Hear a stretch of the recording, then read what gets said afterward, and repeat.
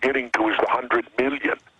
And then initially, for the murder of 3,000 people at 9/11, they allocate 4 million. 4. Now, it ended up, I think, going to 12 or 13 million in the end, but that alone should cause you to say, there wasn't a real investigation going to be done here. I would like to see someone address the peer-reviewed scientific work done by Dr. Stephen Jones and Danish scientist Niels Harrit on their findings of thermitic residue found in separate dust samples collected from Ground Zero. That's a big question. That's a recent development, but it raises very disturbing questions. If they're finding unexploded nanothermite in dust samples collected from Ground Zero, and if in the NIST report they admit that the steel collected from Ground Zero was never tested for explosive residues, then, and as well, the NIST report also, or the FEMA report, denies the occurrence of blast events happening inside Building 7, for instance, at all. I would like to see the theory of controlled demolition as it applies to the collapse of Towers 1, 2, and 7, given a fair and honest assessment by credible experts from both sides of the fence, but it would be great to have it done within the context of a subpoena-powered investigation where the public could be confident in the answers garnered from such an investigation. I believe some of them will go back to sleep because some of them didn't want to get woke up. But there are a group of intelligent young people out there, not very many of them my age or your age. Most of the people my age or your age think just exactly like what you said. Things are the way they are, don't mess with them. Go do your job, keep your head down, don't stir up anything. We were the generation that believed in free love. Now we're telling you abstinence. We're the generation that used drugs. And yet today we're fighting the biggest war on drugs in the history of the land. Exact opposite of what we were. We're the generation that should have known about war, that should have known about getting into a deceitful war. And yet here we're the leaders now, and we've taken the young people into the same thing that we did. And that's what troubles me the most. Where the hell are all the people? Did we all go to sleep? Did we all become born-again Republicans? What happened to the Vietnam generation that ought to be in charge today, that ought to know better? Again, Project for a New American Century writes that document, they get their new Pearl Harbor, and then it's basically open season on the Middle East. And not only that, but you have simultaneously the drastic curtailing of civil liberties here on American soil with the passage of the Patriot Act and the Military Commissions Act and Homegrown Terrorism and Prevention Act, all of which contain lots of language which strips us of our civil rights. We no longer have habeas corpus. So 9/11 has served to basically solidify the grip of control of the American people here at home, and has opened the door to unending war around the world.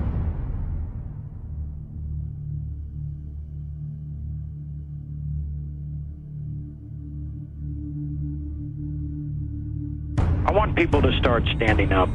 I want people, first of all, to wake up, those that haven't already, and then just know that they have a voice, and that en masse, in numbers, they have a bigger voice. And reach out to your local politicians. Get organized. Get petitions going. Make the voice louder.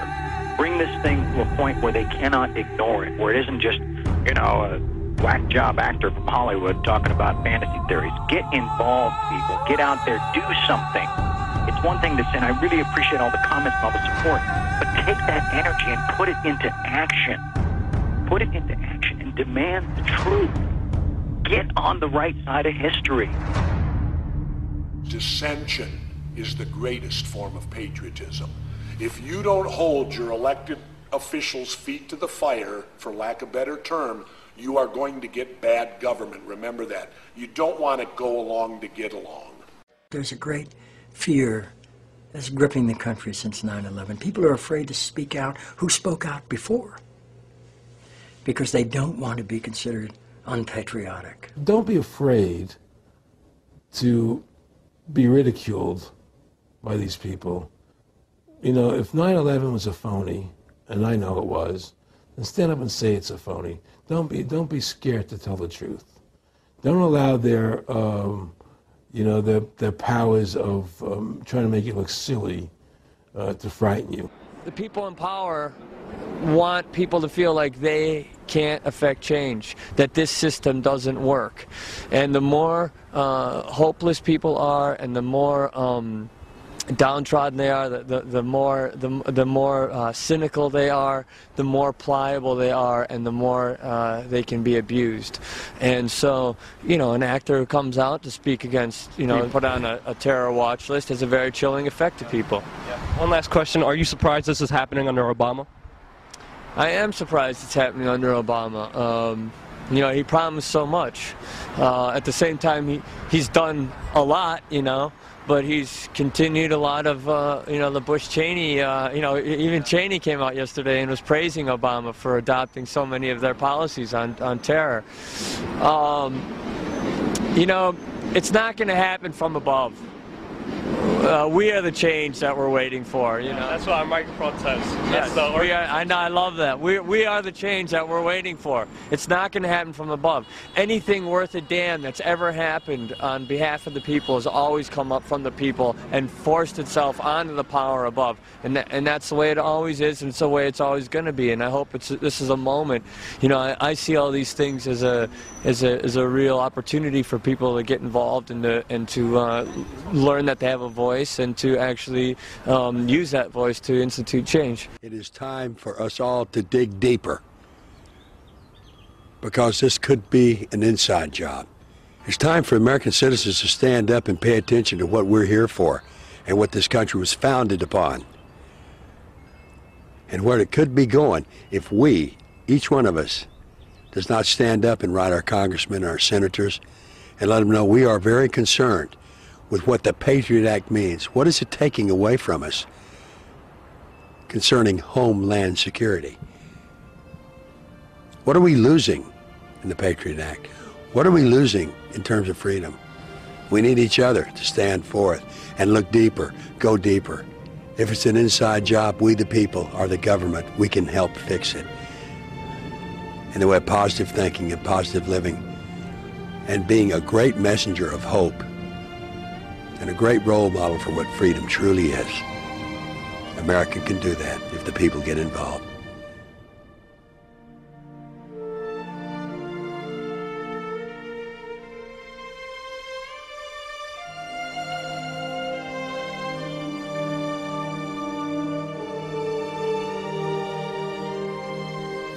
It's a little bit after midnight on September 11th, 2007.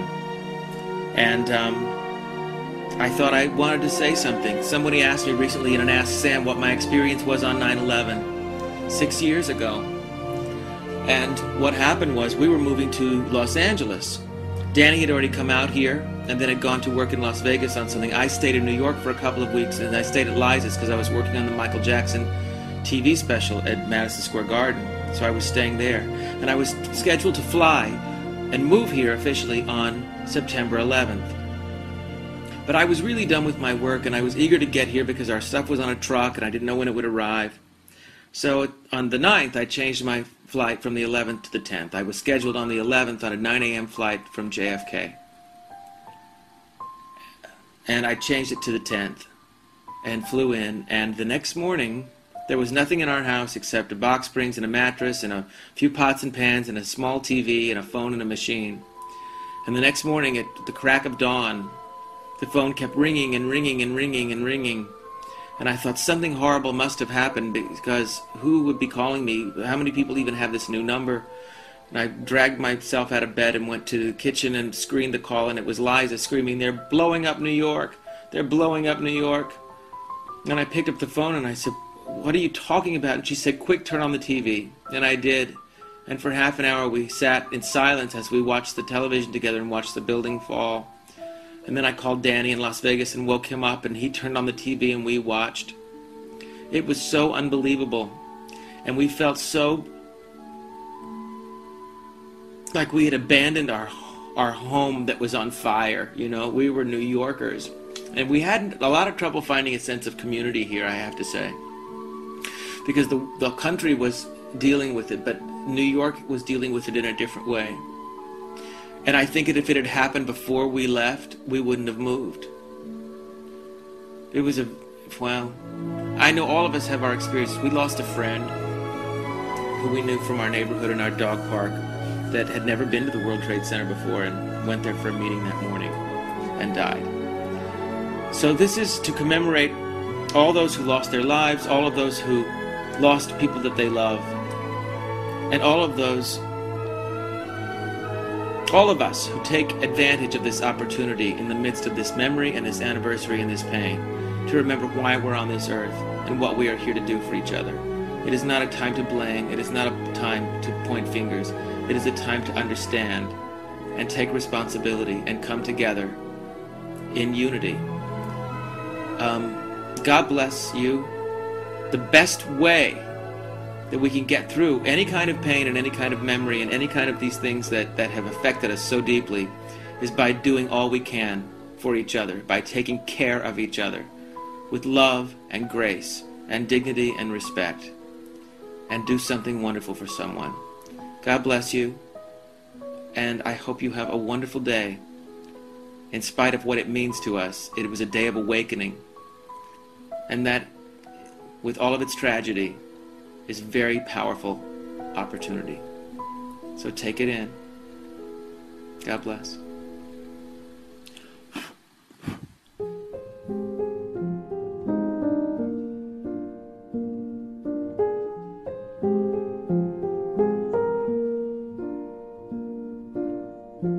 All around me are familiar faces, worn out places, worn out faces, bright and early for their daily races, going nowhere, going nowhere.